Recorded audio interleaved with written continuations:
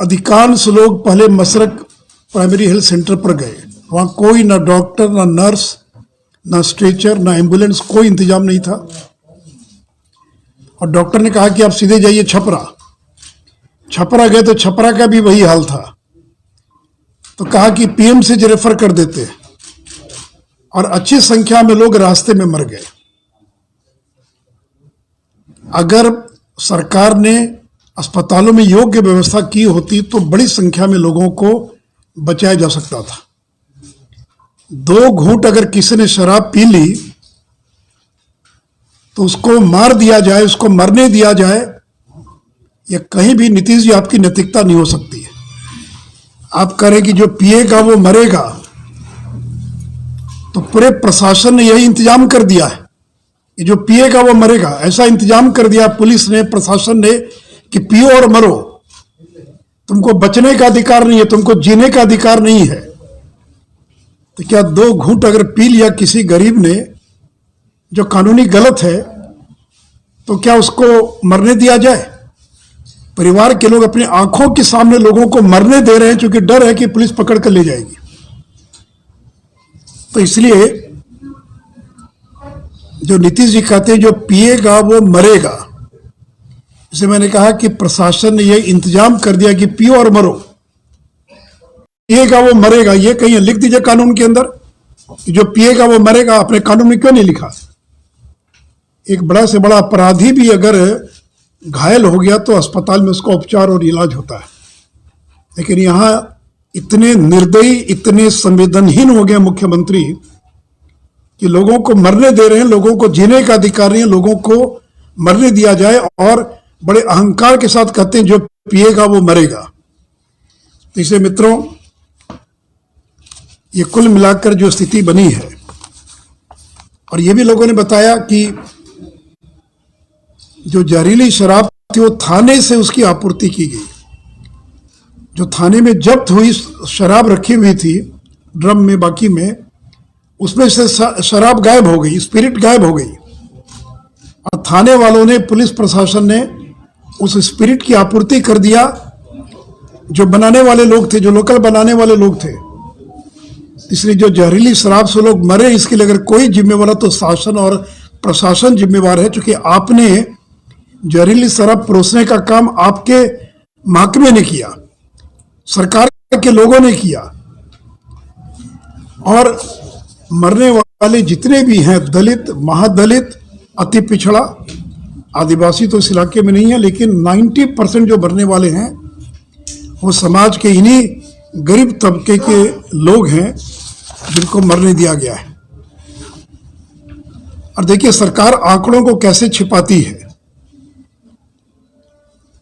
National crime record bureau है भारत सरकार का, जिसमें हर अपराध का आंकड़ा राज्य सरकार भेजती है, क्योंकि भारत सरकार कोई आंकड़ा इकट्ठा नहीं करती है, राज्य सरकार आंकड़ा भेजती है। नेशनल क्राइम रिकॉर्ड ब्यूरो के अनुसार 6 साल में बिहार में केवल 23 मौत हुई है, 23। कोई इसको विश्वास करेगा, कोई भरोसा करेगा इस बात पर कि केवल 23 मौत हुई है?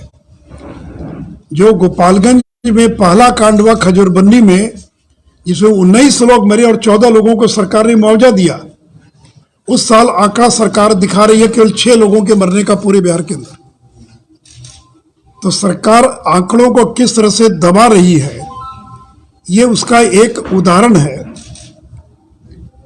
कि सरकार आंकड़े भेज दे रही है और कहती है देखिए हमारे तो बहुत कम लोगों की मौत हुई। अब अखबार लिख रहा है बिहार के छपरा में 70, 80, 90, 100 कुछ भी लिख रहा है, लेकिन सरकार के आंकड़े में, लिस्ट में, वो अज्ञात बीमारी से मौत है। वो तो उसी को मौत मानेंगे जहरीली शराब से, जिसका पोस्टमार्टम हुआ नंबर 1, पोस्टमार्टम के बाद जिसका विसिरा जांच के लिए गया फॉरेंसिक लैब में, 2 महीने बाद उसकी रिपोर्ट आएगी। उस रिपोर्ट में अगर जहर पाया गया तब जाकर वो जो है माना जाएगा कि वो जहरीली शराब से मौत हुई है। तो 6 साल में सरकार कह रही है कि केवल 23 मौत हुई है बिहार के अंदर, और मुख्यमंत्री कह रहे हैं कि किसी भी कीमत पर मैं मुआवजा नहीं दूंगा। मेरे पास एक अखबार की कटिंग है अगस्त 2018 की।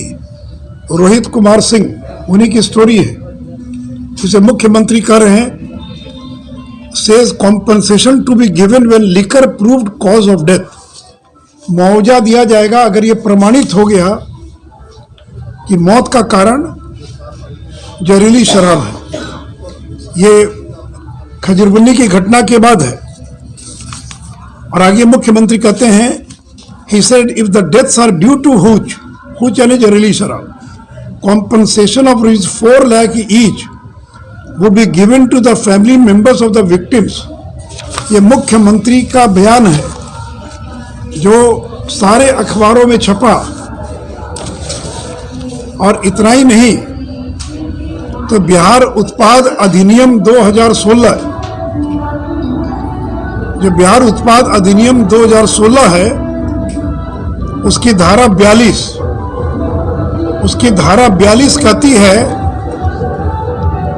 कि मृत्यु होने पर डीएम को यह पावर है कि 4 लाख रुपया मुआवजा दिया जा सकता है।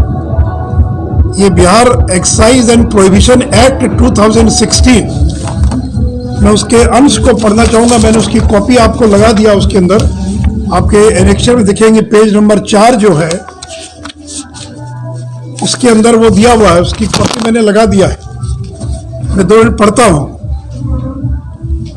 कॉम्पनसेशन भुगतान करने हेतु कलेक्टर द्वारा आदेश, दंड प्रक्रिया संहिता 1973 में इस अधिनियम के अधीन डीएम को अधिकार है कि आदेश पारित करते समय यदि उसे लगता है कि किसी स्थान पर बेचे गए शराब के सेवन के कारण किसी व्यक्ति की मृत्यु हुई या बीमार हुआ, तो वह निर्माता विक्रेता चाहे वह किसी अपराध में दोष सिद्ध हुआ हो या नहीं, कॉम्पनसेशन के रूप में प्रत्येक मृतक के प्रतिनिधि को कम से कम 4 लाख रुपया, गंभीर रूप से क्षतिग्रस्त व्यक्ति को 2 लाख रुपया एवं किसी अन्य चोट खाने वाले व्यक्ति को 20,000 रुपया भुगतान करने का आदेश देगा। जिले का कलेक्टर लोक मांग वसूली अधिनियम के तहत लोक मांग के अनुरूप उक्त कॉम्पनसेशन विक्रेता निर्माता से वसूल कर सकेगा। मतलब क्या हुआ कि जो विक्रेता है, जो मैन्युफैक्चरर है, जो सेलर है,